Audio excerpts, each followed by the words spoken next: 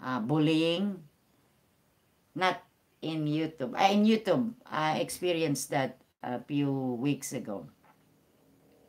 But in the Philippines now, as I was saying, there is an anti-bullying law. If they caught those people that bully on the live stream, they will make fine. They will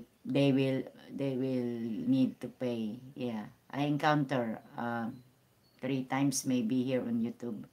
Some people they said, she's blah blah blah Japayuki. How many Japanese men blah blah blah. That's a part of bullying. Yeah, and YouTube can see it. YouTube can locate them. So that is what I'm saying. It's nothing wrong with that, but the thing is, the what we are talking about here, yeah. So it's all right. Be calm, everyone. It's nearly Christmas, right? We don't need to have an argument or fight.